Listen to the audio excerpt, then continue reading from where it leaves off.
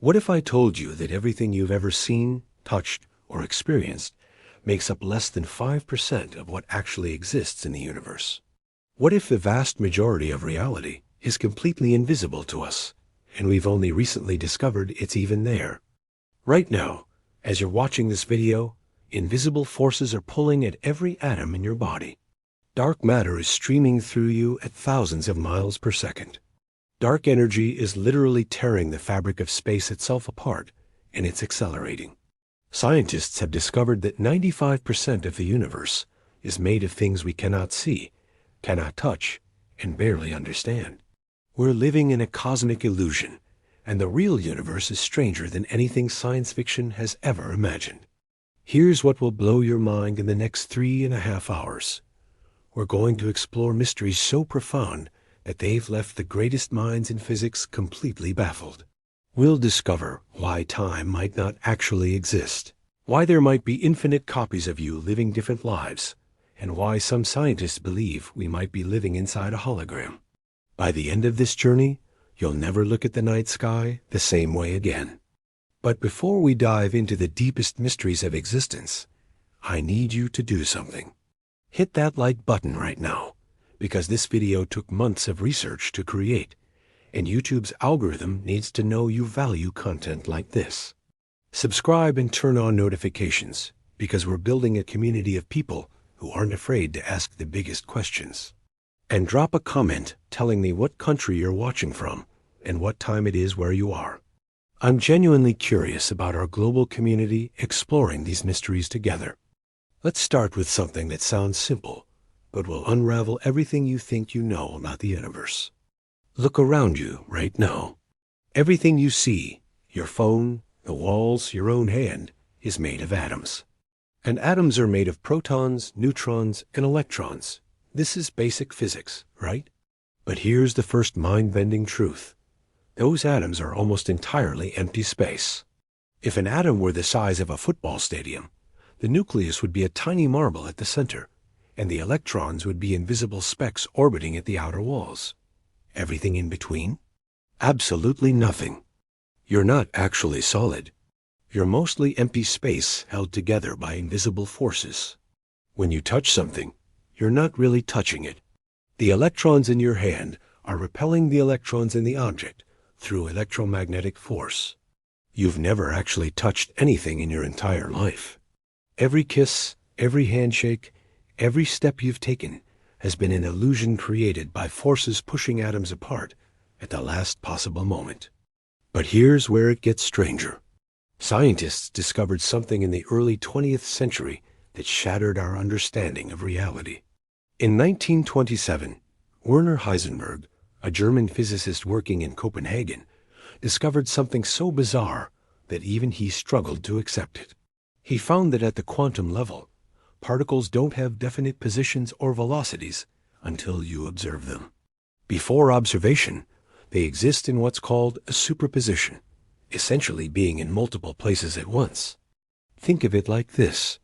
Imagine you have a coin spinning in the air. While it's spinning, it's both heads and tails simultaneously. Only when it lands and you look at it does it become one or the other. But here's the kicker. In the quantum world, it's not just that we don't know which it is. It literally is both until observation collapses it into one state. This led to Erwin Schrödinger's famous thought experiment in 1935. He imagined a cat in a box with a vial of poison connected to a quantum trigger. Until you open the box and observe, the cat is both alive and dead simultaneously. Schrödinger created this thought experiment to show how absurd quantum mechanics seemed when applied to everyday objects. But the mathematics worked perfectly for subatomic particles. The implications are staggering. Does observation create reality? Is the universe actually indeterminate until consciousness measures it? Richard Feynman, one of the most brilliant physicists of the 20th century, once said, "If you think you understand quantum mechanics, you don't understand quantum mechanics." This man won the Nobel Prize in Physics in 1965, and even he admitted the universe's fundamental behavior was incomprehensible. But quantum mechanics isn't just philosophical weirdness. It's been proven correct to an astounding degree. Every computer, every smartphone, every LED light exists because we've learned to harness quantum behavior. The theory has been tested millions of times and has never been wrong. The universe really does behave this bizarrely at its most fundamental level. Now here's where your understanding is about to expand. Scientists have discovered something called quantum entanglement, and it's even weirder than superposition. When two particles become entangled, they remain connected regardless of distance. If you measure one particle, and it has a certain property, its entangled partner instantly has the opposite property, even if it's on the other side of the universe. Albert Einstein called this spooky action at a distance in 1935, and he hated it because it seemed to violate his theory that nothing can travel faster than light. He believed quantum mechanics must be incomplete. But in 1964, physicist John Stuart Bell created a theorem that could test whether Einstein was right. When the experiments were finally performed in the 1980s by Alain Aspect and his team in France, the results were clear. Einstein was wrong. Quantum entanglement is real.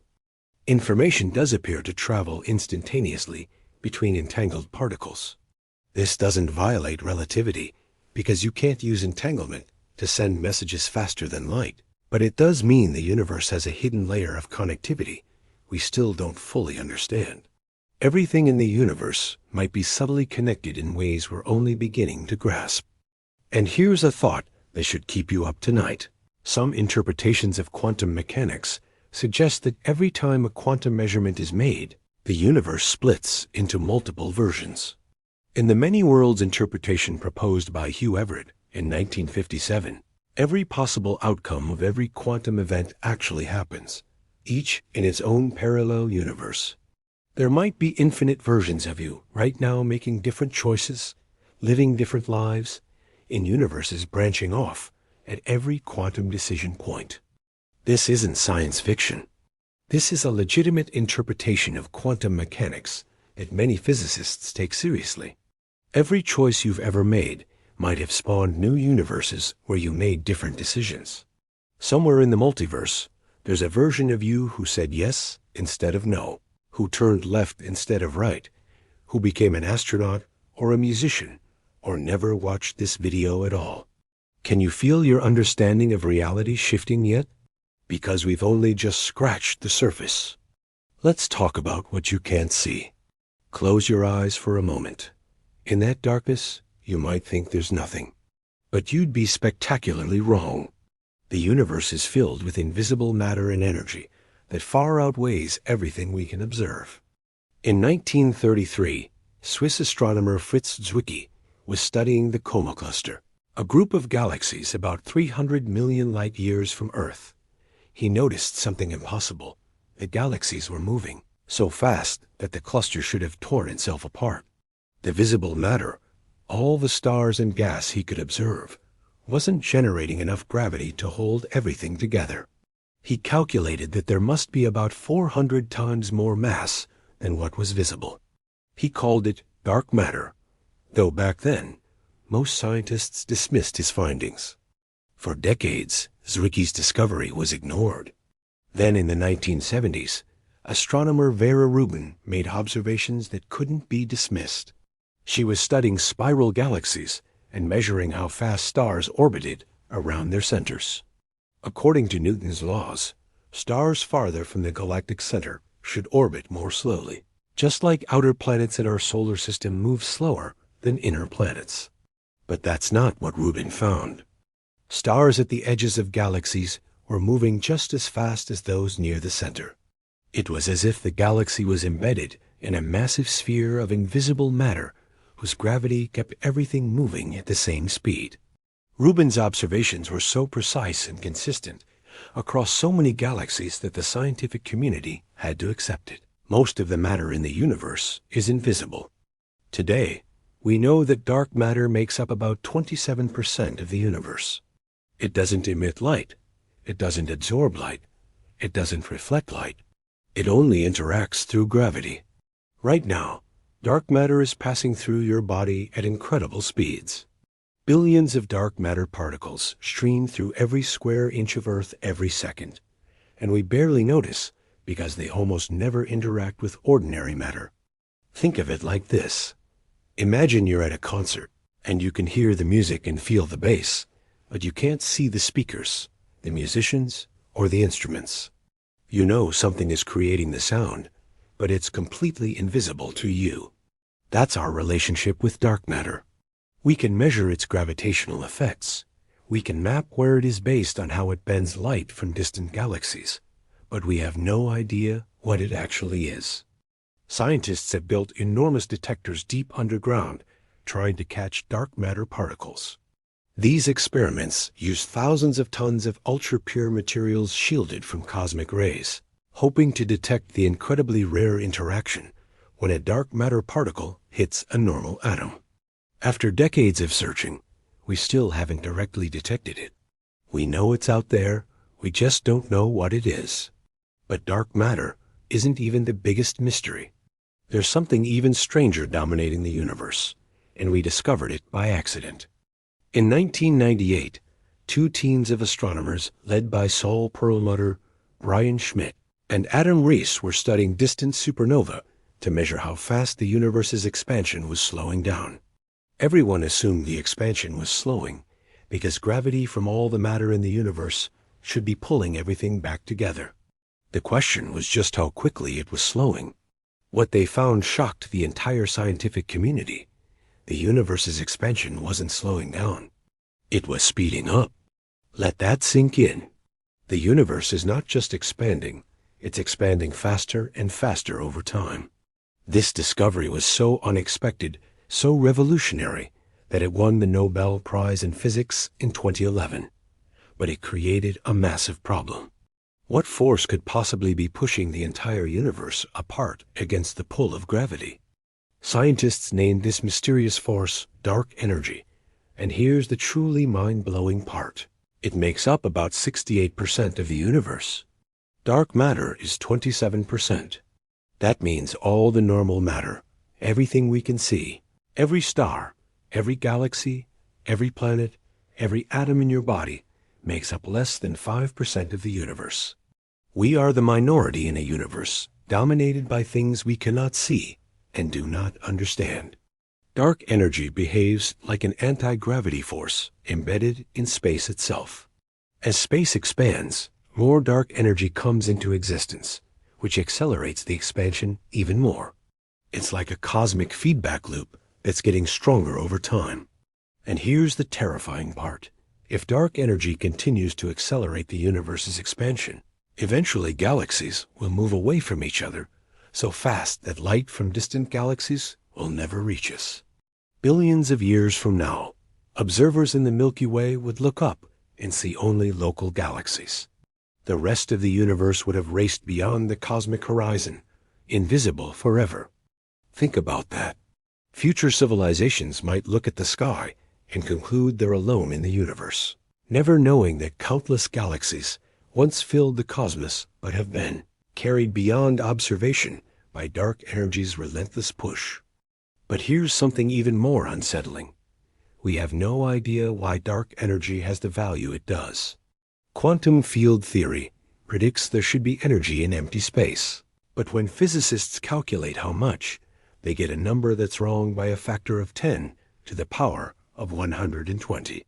That's a 1 followed by 120 zeros. It's the worst prediction in the history of physics. If dark energy were even slightly stronger, the universe would have expanded so fast that galaxies, stars, and planets could never have formed. If it were weaker, the universe might have collapsed back on itself long ago. The value of dark energy appears to be fine-tuned to an impossible degree to allow the universe we see to exist. This leads to one of the most controversial ideas in modern physics. Maybe we exist in a universe with this particular value of dark energy because it's the only type of universe where observers like us could exist to ask the question. This is called the anthropic principle, and it drives many physicists crazy because it sounds like giving up on finding a deeper explanation. Some scientists propose that there might be countless universes, each with different values for fundamental constants, like dark energy.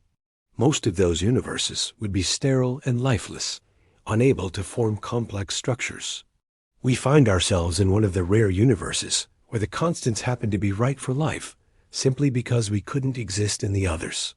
It's a form of cosmic selection bias. But this raises a profound question. If we live in a multiverse where every possible universe exists, does that mean everything that can happen does happen somewhere?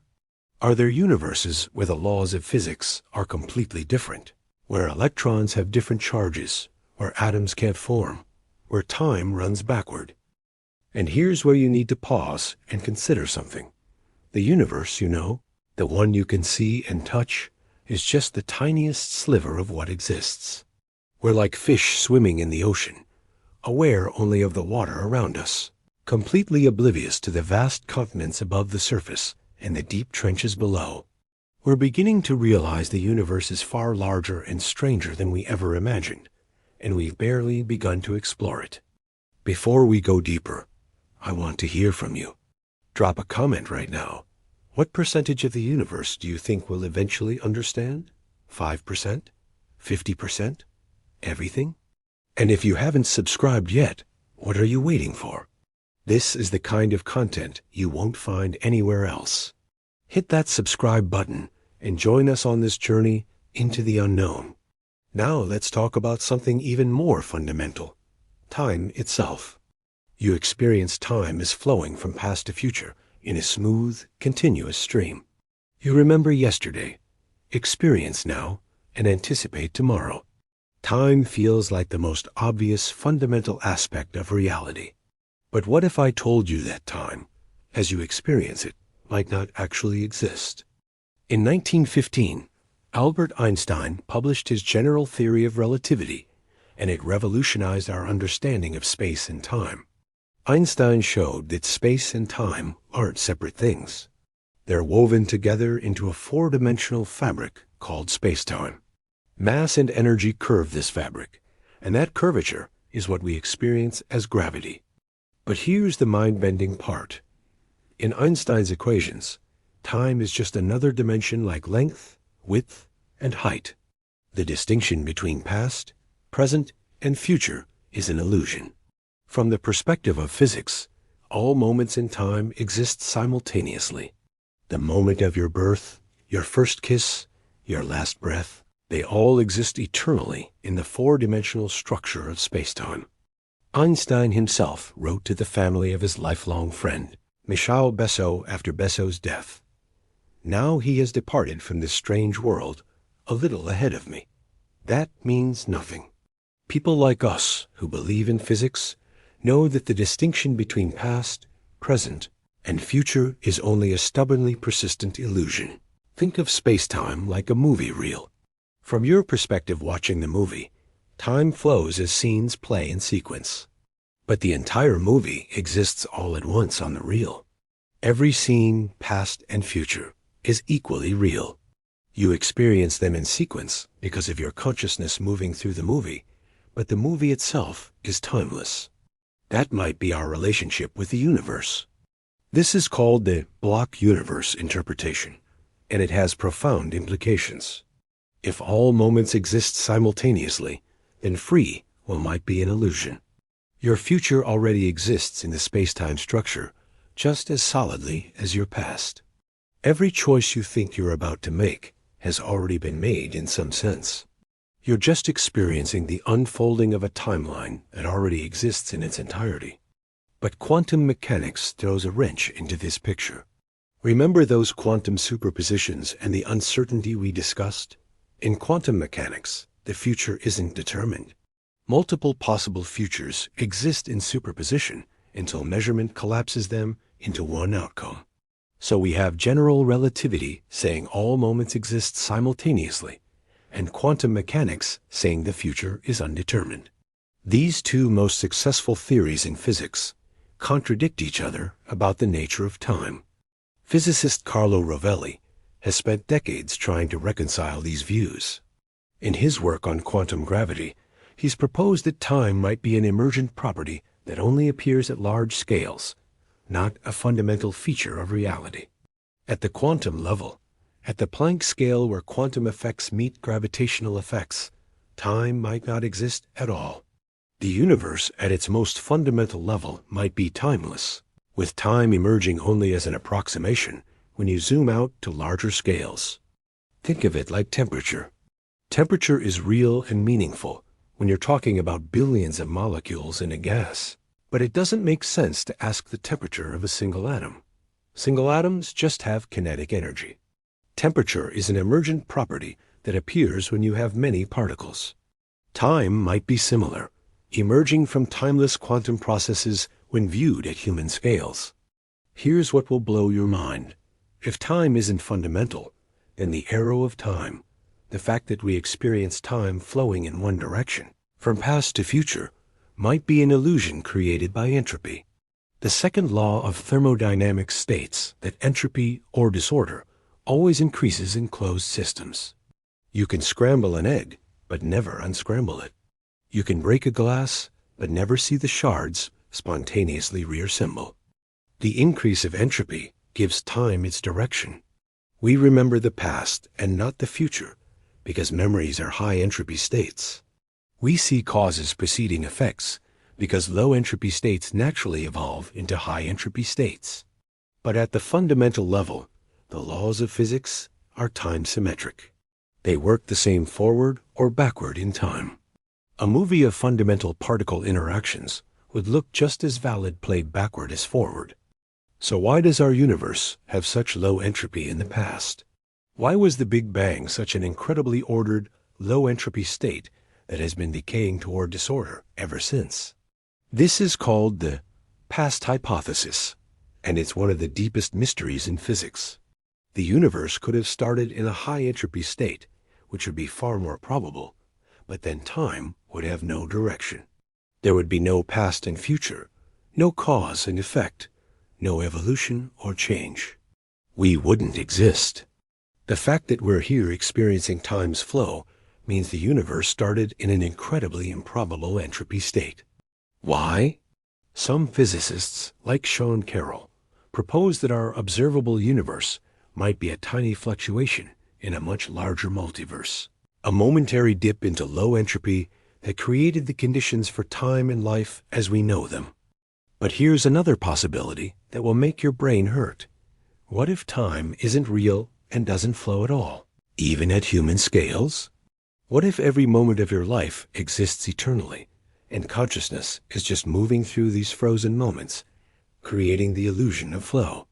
Right now, as you watch this video, there might be another version of you 5 minutes ago, and another 5 minutes from now, all existing simultaneously, each one thinking they're the now version. You're not moving through time.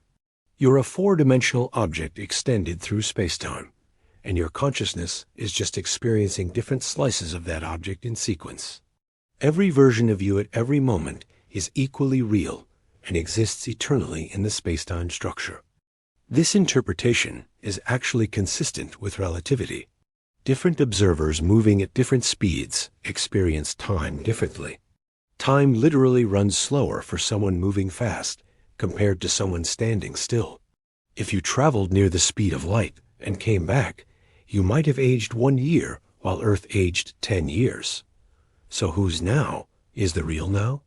The answer is there is no universal now. Every point in spacetime has its own local now, and they're all equally valid. I know this is heavy, so let's ground this with an analogy. Imagine you're in a car driving through a tunnel with lights.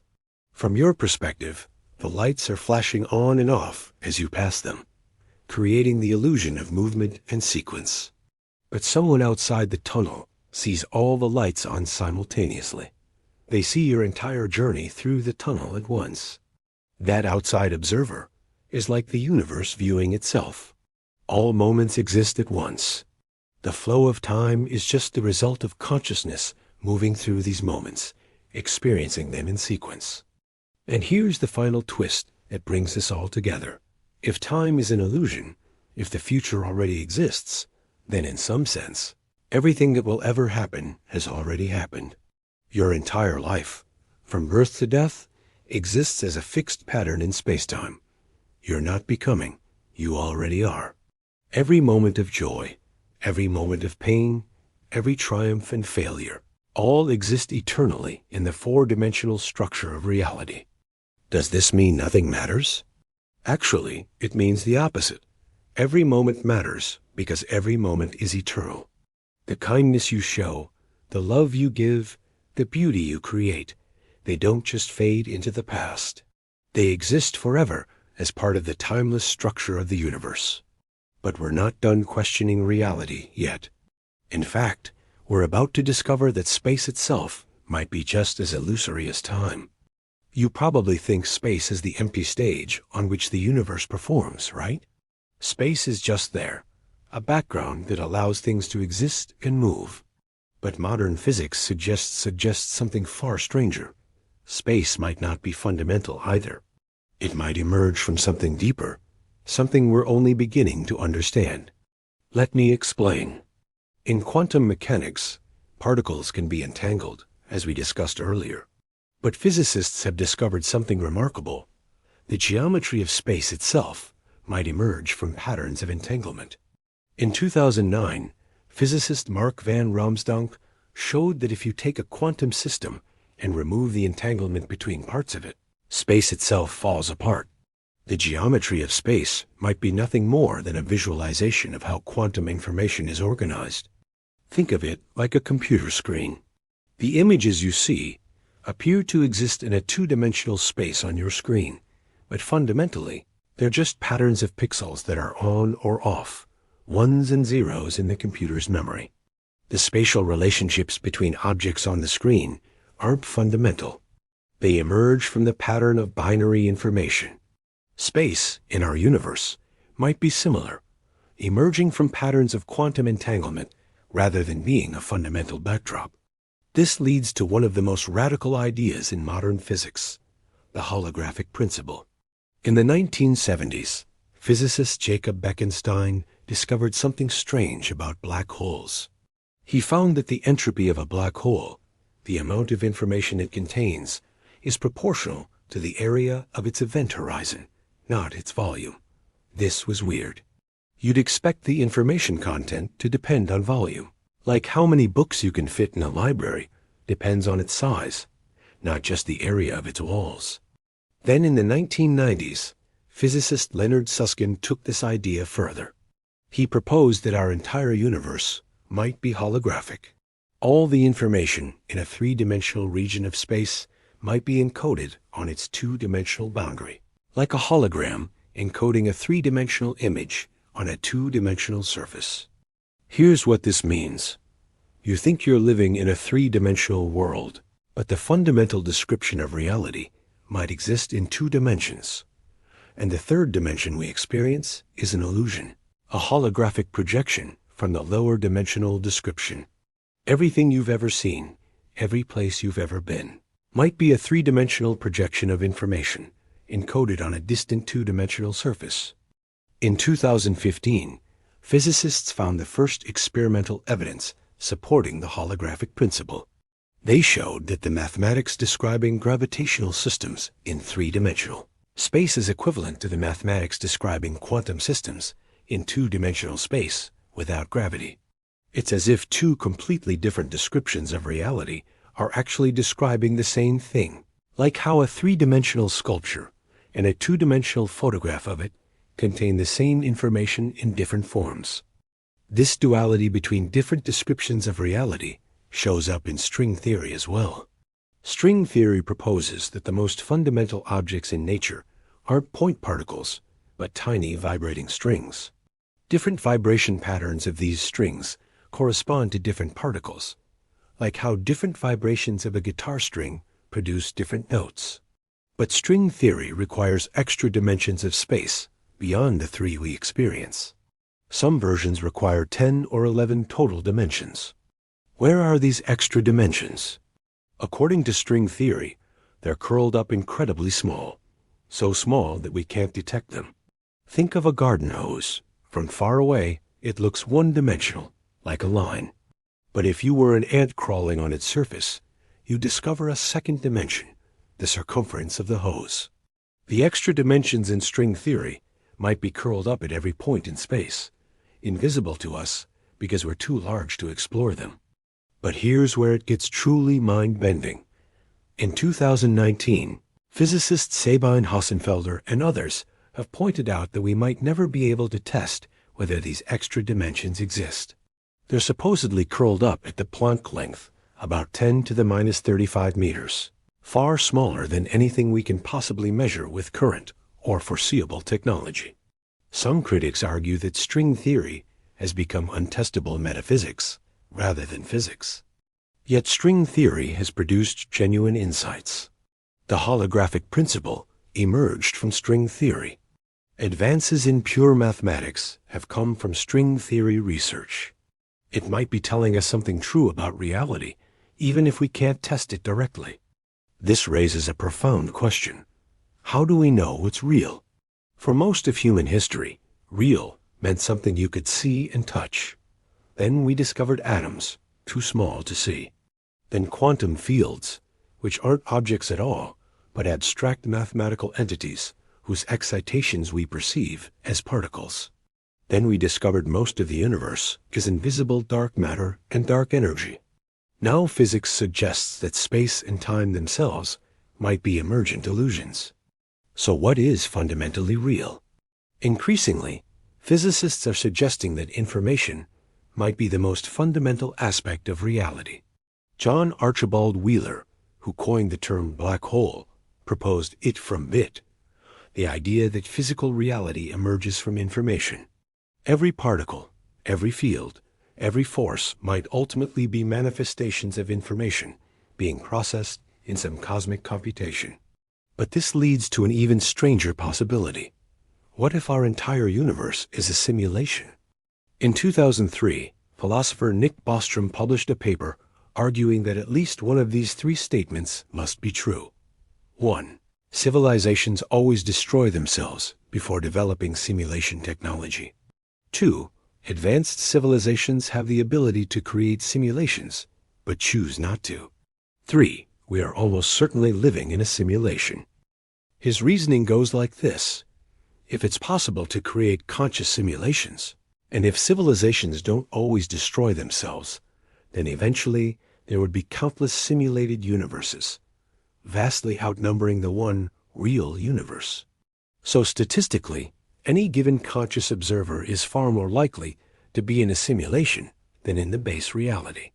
Prominent figures like Elon Musk have argued that the probability we're in base reality is 1 in billions. The argument is compelling. Look at how far video game graphics have come in just 50 years. Now imagine a civilization 1,000,000 years more advanced than us. Could they create simulations so detailed that the simulated beings have conscious experiences and believe they're real? If so, and if they run billions of these simulations, then the number of simulated conscious beings would vastly outnumber real ones. We might never know if we're in a simulation, because the simulators could make the simulation perfect without any glitches or inconsistencies. Or maybe quantum mechanics is a computational shortcut, using probability and superposition to avoid calculating every detail until observation forces the simulation to render it. Maybe the speed of light is the processing speed of the universal computer. Maybe the Planck length is the pixel size of the simulation. But here's the thing. Even if we are in a simulation, it doesn't change anything about your experience. Pain is still pain. Love is still love. The sunset is still beautiful. Reality is what you experience, regardless of what substrate it runs on. Your consciousness, your experiences, your relationships, they're real in the only way that matters, real to you. Still, the possibility that we might be living in a simulation, that space and time might be illusions, that most of the universe is invisible and unknown, it should fill you with a sense of cosmic humility. We know so little. We understand so little. The universe is far stranger than we ever imagined, and we've barely scratched the surface. If you're still watching, you're the kind of person who isn't satisfied with easy answers. You want to understand reality at its deepest level. That's why you need to subscribe to this channel. We're building a community of truth seekers who aren't afraid to confront the most challenging ideas. Hit that subscribe button right now and turn on notifications so you never miss our explorations into the unknown. Now let's take this even deeper. We've talked about the strange nature of matter, time, and space, but we haven't addressed the biggest mystery of all. Why does anything exist instead of nothing? Think about it. Why is there a universe at all? The most natural state would seem to be absolute nothingness. No space, no time, no matter, no energy, no laws of physics, nothing. Existence requires an explanation. It's not the default state.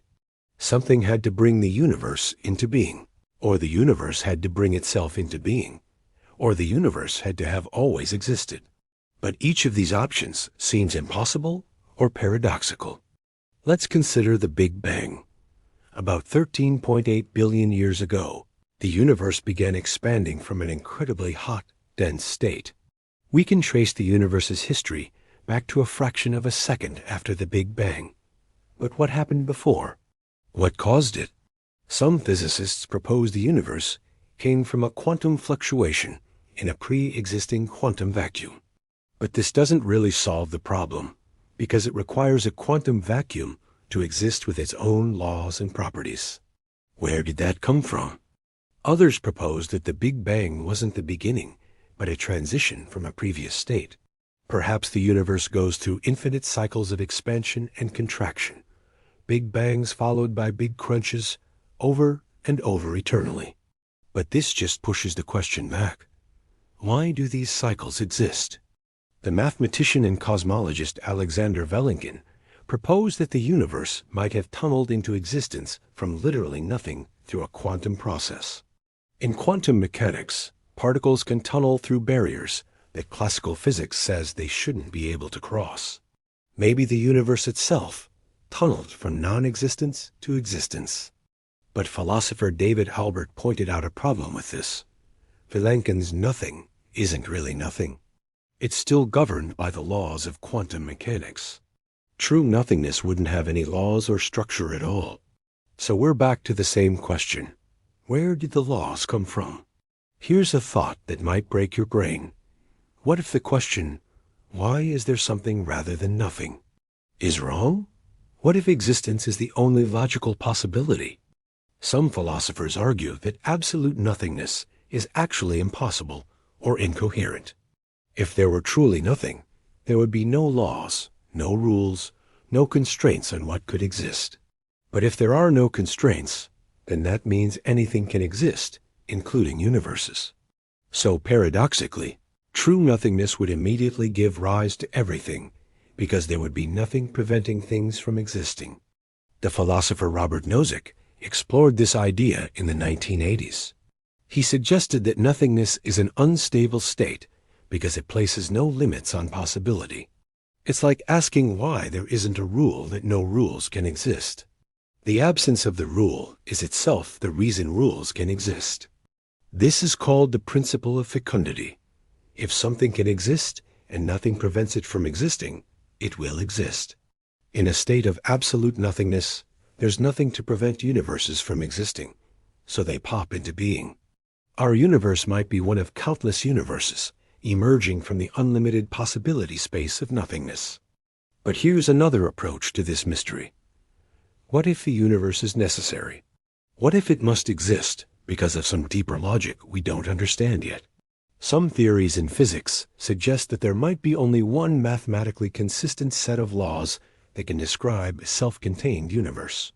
If those laws necessarily imply existence, then the universe must exist, not because something caused it, but because non-existence is logically impossible given those laws. Physicist Max Tegmark has proposed an even more radical idea. He suggests that mathematics isn't just a description of reality. Mathematics is reality. Every mathematically consistent structure exists as a universe somewhere in what he calls the mathematical multiverse. Our universe is just one mathematical structure among infinite others. Think of it like this. Integers exist mathematically. The number 5 doesn't need to be created or caused. It exists necessarily as part of the mathematical structure of integers. Tegmark argues that our universe exists the same way, as a necessary consequence of its mathematical structure. You can't ask why the number 5 exists, because it's self-existent, defined by its relationships within mathematics. Our universe might be the same. This raises a profound question. Are we made of mathematics? Is consciousness itself a mathematical structure?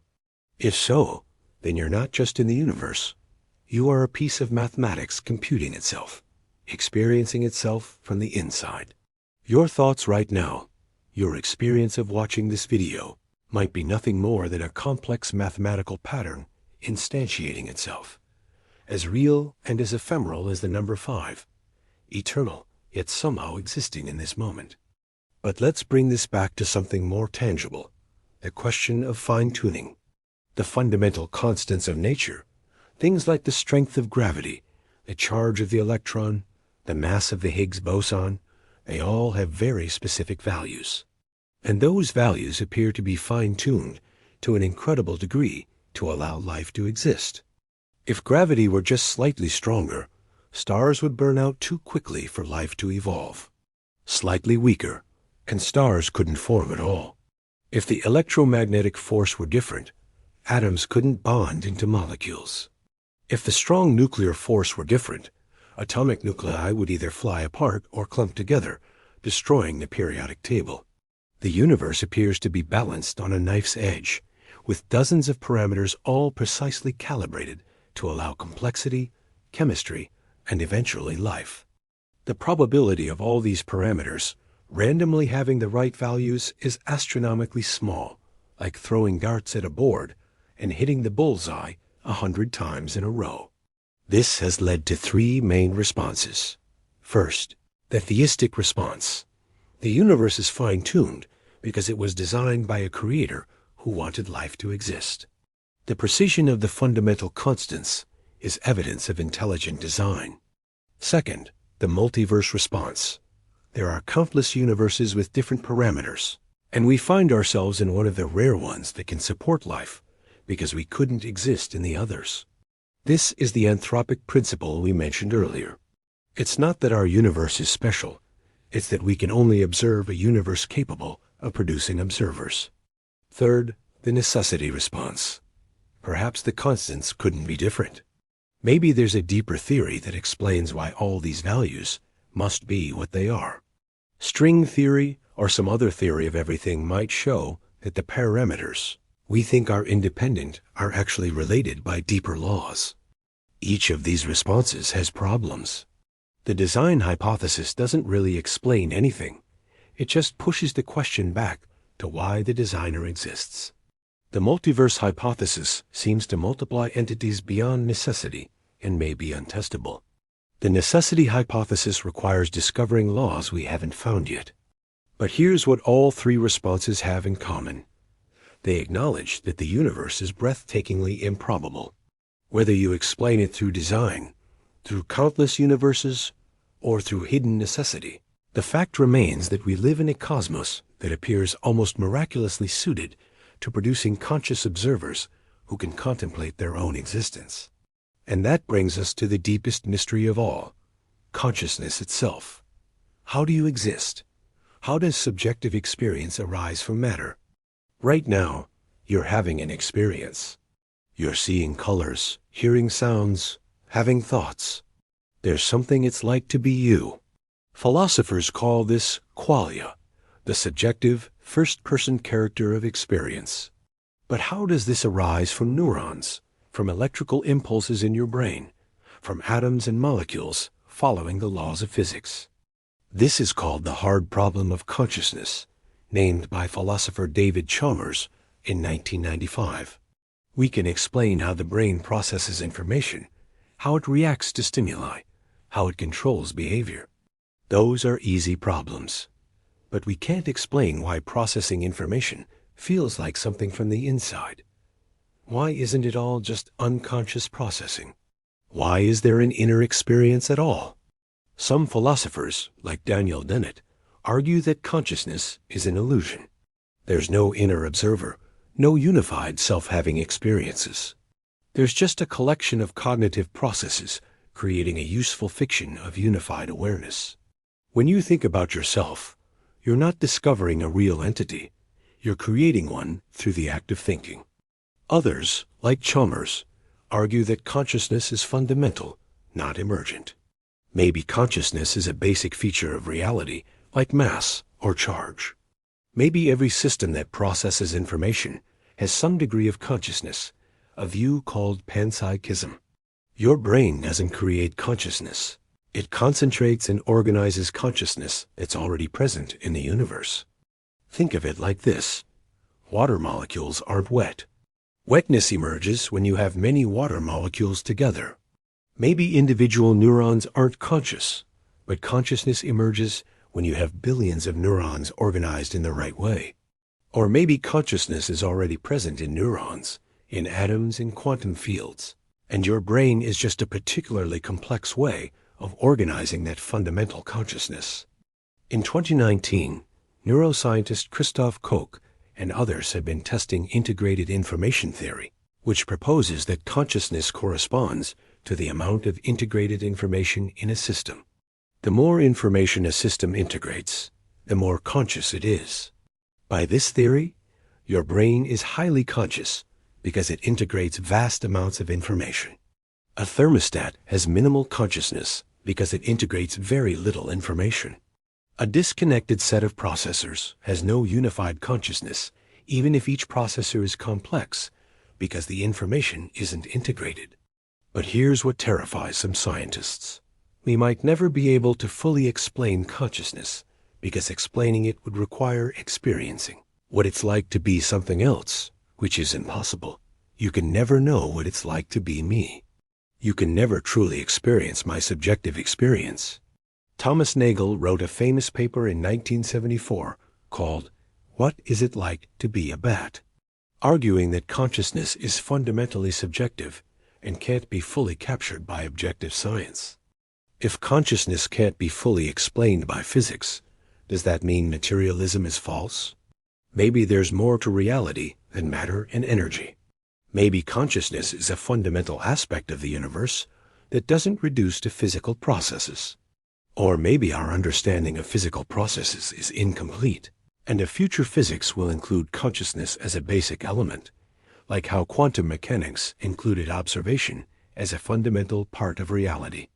Here's the unsettling truth. You might be the greatest mystery in the universe. How you exist, why you exist, what you fundamentally are, these questions might be unanswerable. You're a pattern of matter that somehow became aware of itself.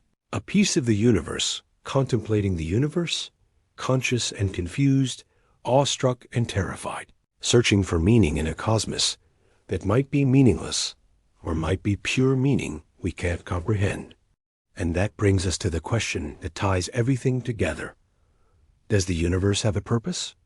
We've journeyed through quantum mechanics, dark matter, dark energy, the nature of time, the possibility of simulation, the fine-tuning of constants, and the mystery of consciousness. Each discovery has revealed that reality is stranger and more mysterious than we imagined. But what does it all mean? Is there a point to any of this? The traditional religious answer is yes. The universe was created with purpose by a divine being, and that purpose involves conscious beings like us relating to the divine. But this answer is challenged by the scale and apparent indifference of the universe. We're on a tiny planet orbiting an average star in a galaxy of hundreds of billions of stars, in a universe of hundreds of billions of galaxies. The universe is 93 billion light years across and 13.8 billion years old. Our entire history is a cosmic eye blink. How can we matter on such a scale? The traditional materialist answer is no. The universe is a brute fact without purpose. It simply exists, following mathematical laws, and we're an accidental byproduct of physical processes. Meaning is something we create, not something inherent in the cosmos. We matter to ourselves and to each other, but the universe itself is indifferent. But there's a third possibility, and it's more subtle. Maybe purpose isn't something imposed from outside or inherent in the structure. Maybe purpose emerges with consciousness. Before conscious beings existed, there was no purpose, because there was no one to have purposes. But once consciousness arose, purpose came into existence. We are the universe's way of having purposes, of valuing things, of finding meaning. Physicist Freeman Dyson once said, "The more I examine the universe and study the details of its architecture, the more evidence I find that the universe in some sense must have known we were coming." The fine-tuning of constants, the arrow of time, the low entropy beginning of the universe, they all seem calibrated to allow consciousness to emerge. Maybe the universe's purpose is to create observers, to become conscious of itself through beings like us. Carl Sagan expressed this beautifully. We are a way for the cosmos to know itself. You're not separate from the universe. You are the universe. Every atom in your body was forged in the heart of a dying star. You're literally made of stardust, organized in a pattern complex enough to wonder about its origins. When you look at the night sky, you're looking at yourself, at your ancestors, at the stellar furnaces that created the elements you're made of. This perspective should fill you with awe. You're not insignificant. You're the universe's way of experiencing beauty, love, wonder, and meaning. Every thought you have, every experience you cherish, is the universe becoming conscious of itself in a new way. You are reality's self-awareness, temporarily localized in this body, in this moment. But there's a deeper implication here, and it's both beautiful and terrifying. If consciousness is how the universe knows itself, then your experiences matter cosmically. The joy you feel, the love you give, the beauty you perceive, these aren't just personal, subjective events. They're the universe experiencing joy, giving love, perceiving beauty through you. You're not witnessing the universe. You are the universe witnessing itself. And here's where everything we've discussed comes together. The quantum nature of reality means the universe is probabilistic and indeterminate until observation. Dark matter and dark energy mean most of reality is invisible and mysterious. The fine-tuning of constants means the universe appears configured for consciousness. The potential illusory nature of time means all moments are eternal. The mystery of consciousness means we don't understand the most immediate aspect of our existence. Put it all together, and what do you get? A universe that seems designed to generate observers, where observation shapes reality, where consciousness might be fundamental, where everything is connected through quantum entanglement and the holographic principle, where time might be an illusion and all moments exist eternally, where we're part of a cosmic process that's bigger and stranger than we can comprehend. You're not just living in the universe. You're participating in something vast and mysterious, a cosmic unfolding that has been happening for billions of years and will continue for billions more. And somehow, improbably, impossibly, you get to be here for this brief moment to witness it, to experience it, to be it. Let me ask you something. After everything we've discussed, do you feel small and insignificant, or do you feel like a crucial thread in the cosmic tapestry? Drop a comment with your honest answer. And if this video has changed how you see reality, hit that like button to let the algorithm know this kind of deep content matters. We need more of this in the world. Now, let's talk about what all of this means for you personally, because that's where this gets real. You might be thinking, this is all fascinating, but what does quantum mechanics or dark energy have to do with my daily life? How does knowing about the holographic principle help me with my problems? And that's a fair question. But I'd argue that understanding these mysteries changes everything about how you experience reality and make decisions. First, let's talk about the quantum nature of reality and how it should change your relationship with possibility. Remember how we discussed superposition, how particles exist in multiple states until observation collapses them into one. This isn't just a microscopic curiosity. It's a metaphor for how your life works. Right now, your future exists in superposition. There are versions of you that succeed and versions that fail, versions that are happy, and versions that are miserable, all existing as possibilities. Your choices, your observations, your actions, they're constantly collapsing these possibilities into actualities. Every decision you make is a measurement that creates your reality from the cloud of what could be. This should be empowering. You're not a passive observer of a predetermined universe. You're an active participant in creating reality. The life you'll live 5 years from now exists right now as a possibility waiting to be actualized through your choices. Yes, there are constraints. You can't violate the laws of physics. But within those laws, within the possibilities available to you, you have agency. You have the power to collapse probability waves in your favor through deliberate action. Think about the implications.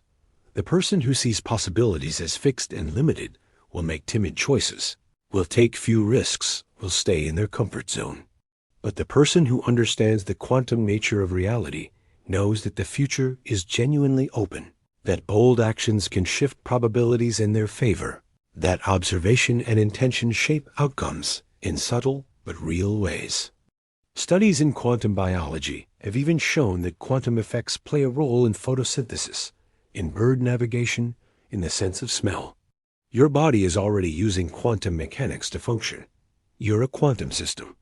Maybe consciousness itself is quantum, as physicist Roger Penrose has proposed. If so, then your thoughts and intentions might influence reality at the quantum level in ways we don't yet understand. Now let's talk about time. We discussed how time might be an illusion, how all moments might exist simultaneously in the block universe. If this is true, it has profound implications for how you should think about your life. First, it means that past versions of you still exist. The child you were, the teenager you were, they're not gone. They exist eternally in their moments. When you remember the past, you're not just recalling something that no longer exists. You're connecting with a version of yourself that still exists in the timeless structure of space-time. This should make you more compassionate toward your past self. That person who made mistakes, who suffered, who didn't know what you know now, they're still there, still experiencing those moments eternally. Send love back to them. Forgive them. They did the best they could with what they had. And in the block universe interpretation, they're still doing it, eternally frozen in their moment of struggle. Second, it means that future versions of you already exist. The person you'll be at the end of your life, they're already there in space-time, waiting for your consciousness to reach that moment. What kind of life have they lived? What choices have they made? In a sense, you're becoming a person who already is. You're not creating your future self, you're discovering them. This paradox should motivate you to live with intention. If your entire life already exists as a four-dimensional pattern in space-time, then that pattern is who you eternally are. Make it beautiful. Make it meaningful. Every moment counts because every moment is forever. But here's the liberating part. If the future already exists, then your struggles and challenges are already overcome. The you who survives this difficult period already exists. The you who accomplishes your goals already exists. You just have to persist long enough for your consciousness to reach those moments. Now let's talk about connection. We discussed quantum entanglement, how particles remain connected across any distance, how the holographic principle suggests everything is fundamentally interconnected. This isn't just physics. It's deeply relevant to how you should think about your relationships with others. You're not an isolated island. At the quantum level, at the level of information, you're connected to everything else in the universe. The atoms in your body have been part of countless other structures throughout history. You've breathed molecules that were once part of Julius Caesar, part of Leonardo da Vinci, part of your ancestors. You'll breathe molecules that will become part of future humans. More than that, if consciousness is fundamental, if panpsychism is true, then at some level, you're connected to the consciousness of everything else. Not in a mystical, magical sense, but in the sense that consciousness might be a basic feature of reality. And your highly integrated consciousness is just a localized concentration of something that's everywhere. This should change how you treat others. That person you're angry at, that stranger you ignore, they're not truly separate from you. At the deepest level, you're made of the same stuff, governed by the same laws, part of the same cosmic pattern. The division between self and other is real at the everyday level, but illusory at the fundamental level. Buddhism and other contemplative traditions have been saying this for millennia. The self is an illusion. Everything is interconnected. Compassion for others is ultimately compassion for yourself. Modern physics is starting to provide the scientific framework that shows why these insights might be literally true, not just psychologically useful metaphors. Now let's talk about meaning in a universe that might be purposeless. We discussed whether the universe has inherent meaning. The materialist view says no, meaning is just something we create. But here's why that's not depressing. It's empowering. If meaning isn't handed to you by the universe, then you get to create it yourself. You're not constrained by cosmic purpose. You're free to define what matters to you, what's worth pursuing, what gives your life value. This is existential freedom, and it's both terrifying and exhilarating. Jean-Paul Sartre said we're condemned to be free. We can't escape the responsibility of creating our own meaning. But this means your life can mean whatever you decide it means. You can dedicate yourself to art, to science, to relationships, to service, to pleasure, to adventure, to knowledge. The universe won't judge you. It doesn't care. But that means you're free to choose. And here's the beautiful part. Even if individual meaning is subjective, collective meaning can be objective.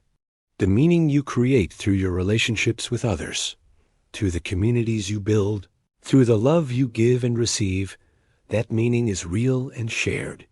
It's not just in your head. It's instantiated in the pattern of relationships and interactions you're part of. You matter because you affect others.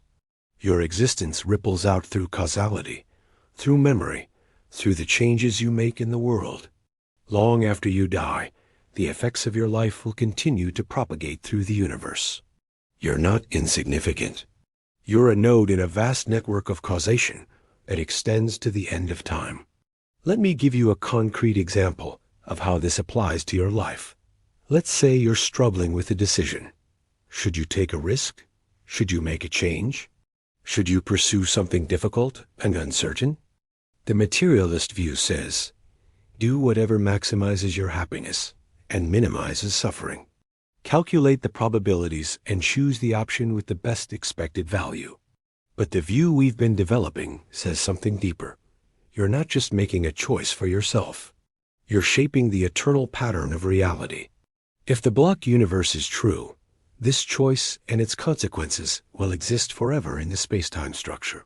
Choose in a way that makes that eternal pattern something beautiful and meaningful. You're not just maximizing expected utility.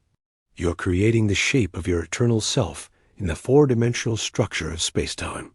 You're collapsing quantum possibilities into actualities. You're affecting others who are fundamentally connected to you. You're participating in the universe's process of knowing itself. Make your choice consciously, deliberately, with awareness of its cosmic significance. Every choice matters because every choice shapes reality, not in a magical New Age sense, but in the literal sense that your choices determine which possible futures become actual, which branch of the quantum multiverse becomes your experienced reality. Now let's talk about mortality, because we have to. You're going to die. Everyone you love is going to die. The sun will eventually burn out. The universe itself might end in heat death, or a big crunch, or a big rip. Everything is temporary. How do you find meaning in a universe where nothing lasts? But here's the thing. If time is an illusion, if all moments exist eternally, then nothing truly dies. The moment of your death is not the end of you. It's just one moment among all the moments of your life, all of which exist eternally. The you who's alive right now is no more real than the you who was born or the you who will die. They all exist equally in the timeless structure of reality. Death is real in the sense that your consciousness stops progressing through new moments. But every moment you've lived continues to exist forever. Your life is eternal, not in the sense of continuing forever into the future, but in the sense of existing permanently in the space-time structure. This should change how you think about death. You're not heading toward non-existence. You're heading toward the completion of your eternal pattern. And that pattern includes all your moments, your birth, your first love, your greatest achievements, your final breath. It's all there forever, a permanent part of reality. Your legacy isn't just what you leave behind for others. It's the eternal pattern of your existence in space-time. Make it beautiful. Make it meaningful. Make it something that, viewed from outside time, is worth existing. And here's the final, most important implication.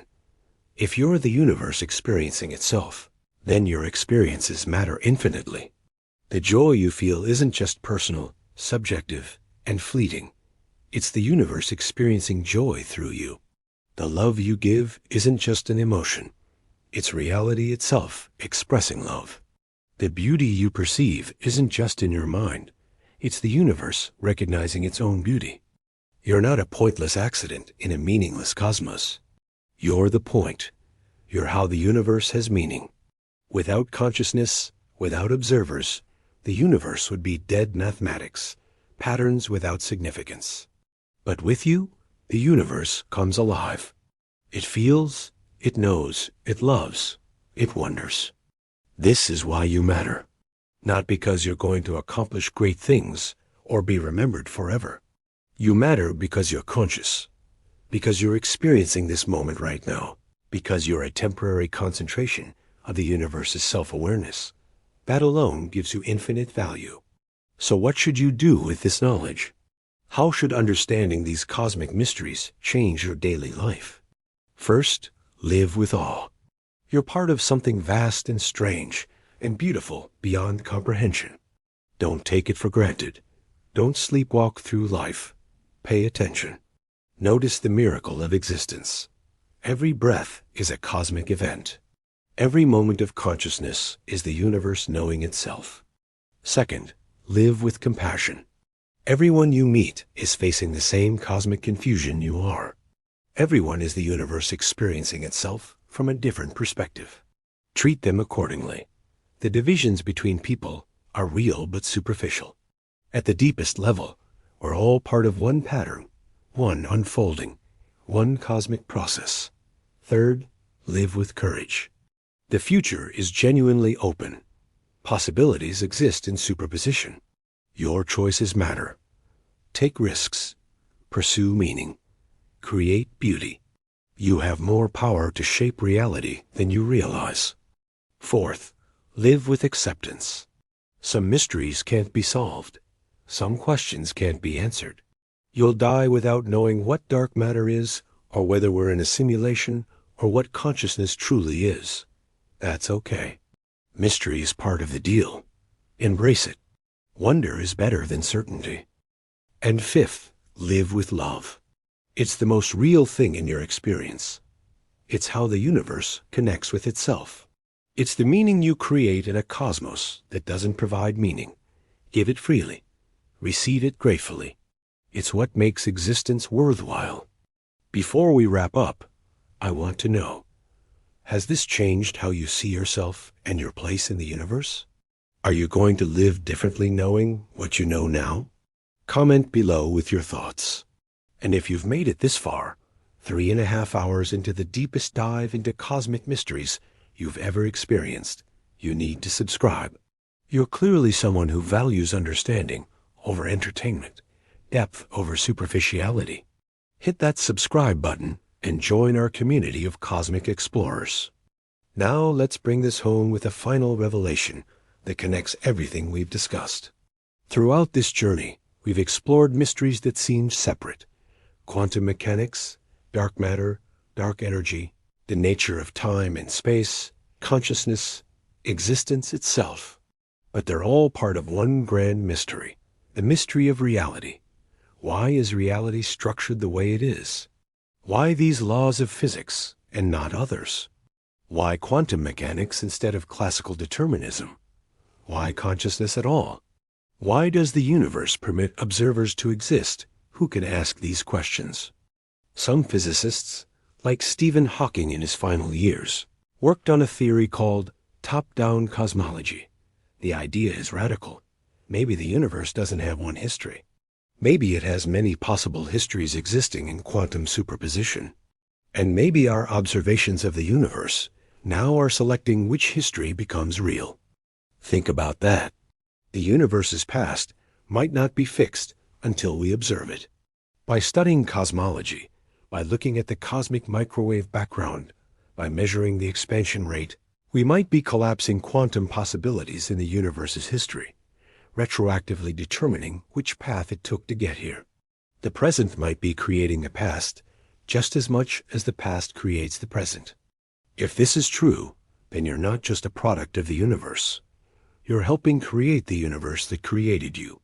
It's a cosmic loop, a strange causal circle where observation and existence bootstrap each other into being. This brings us to what physicist John Wheeler called participatory universe. Wheeler proposed that we live in a universe that requires observers to be complete. The act of observation doesn't just reveal reality, it participates in creating it.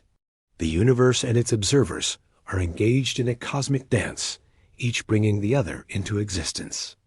Wheeler illustrated this with his delayed choice quantum eraser experiments, which showed that decisions made now can affect how we interpret events that already happened in the past. The past is not fixed and immutable. It's entangled with the present through quantum mechanics in ways that defy our intuitive understanding of causality. This should make you feel powerful and responsible. You're not a passive witness to reality. You're an active participant in its ongoing creation. Every observation you make, every choice you take, every thought you think is shaping the universe at the quantum level. You matter more than you realized. But here's the final twist, the revelation that makes everything else fall into place. Maybe all these mysteries, quantum mechanics, consciousness, fine-tuning, the existence of anything at all, maybe they're not separate puzzles. Maybe they're all pointing to one underlying truth that we haven't grasped yet. What if consciousness isn't an accidental byproduct of physical complexity? What if it's fundamental, woven into the fabric of reality from the beginning? What if quantum mechanics behaves the way it does because it's the universe's way of allowing consciousness to participate in creation? What if the fine-tuning of constants reflects the fact that only universes capable of producing consciousness are complete, are fully real? This isn't mysticism. It's a serious hypothesis that some of the greatest physicists have considered. Eugene Wigner, who won the Nobel Prize in Physics in 1963, wrote extensively about the importance of consciousness in quantum mechanics. He believed that consciousness was necessary to explain the collapse of the wave function. Freeman Dyson, one of the most brilliant physicists of the 20th century, wrote, "Atoms are weird stuff, behaving like active agents rather than inert substances. They make unpredictable choices between alternative possibilities according to the laws of quantum mechanics. It appears that mind, as manifested by the capacity to make choices, is to some extent inherent in every atom. Mind might be inherent in every atom. Consciousness might be a fundamental feature of reality, not an emergent accident. If so, then you're not an unlikely outcome of blind cosmic processes. You're what the universe has been trying to become all along. You're the goal, not the byproduct." The universe spent 13.8 billion years creating stars, forging elements, forming galaxies, igniting our sun, building Earth, evolving life, developing nervous systems, creating brains, all leading to this moment where you're conscious, aware, able to contemplate the very cosmos that created you. That's not an accident. That's a purpose unfolding.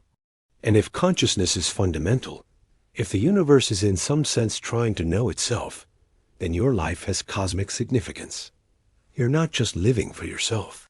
You're how the universe experiences this particular moment, this particular perspective, this unique combination of circumstances and awareness. When you feel joy, the universe feels joy through you. When you suffer, the universe suffers with you. When you create beauty or discover truth or give love, the universe is creating, discovering, and loving through you. You're not separate from the cosmic process. You are the cosmic process, temporarily localized, experiencing itself from this unique vantage point. This is why consciousness matters so much. This is why subjective experience is the deepest mystery. Because it might be the whole point. The universe might be a vast process of becoming conscious of itself, and every conscious being is participating in that process. You're reading the universe's autobiography, written in real time. You're a sentence in a story that's writing itself. And every moment of your awareness adds to the totality of cosmic self-knowledge. So here's my final message to you after this 3.5-hour journey. You're not insignificant. You're not an accident. You're not meaningless. You're the universe experiencing itself, loving itself, knowing itself. The fact that you exist, that you're conscious, that you can wonder about these mysteries, that alone makes you infinitely valuable. The universe went to extraordinary lengths to create you. It fine-tuned dozens of constants to impossible precision. It spent billions of years building the structures necessary for consciousness. It created the laws of quantum mechanics that allow observation to participate in reality. All of that cosmic effort culminated in this moment, right now, where you're aware and alive and wondering about your place in existence. Don't waste it. Don't sleepwalk through life. Don't take consciousness for granted. You have something that most of the universe doesn't have. Awareness, experience, the capacity to wonder and love and create meaning. Use it well. Live like you're the universe experiencing itself, because you are. Treat every moment as sacred, because it is. Connect deeply with others, because they're the universe too, experiencing itself from different perspectives. Create beauty and meaning and love, because those are the highest expressions of cosmic consciousness. And remember, the mysteries we've explored aren't solved. Dark matter remains unknown. The nature of consciousness is still debated. We don't know if we're in a simulation, if time is real, if there are parallel universes, if the cosmos has a purpose. These mysteries might never be fully solved. But that's okay. The mystery is the point. Wonder is the goal.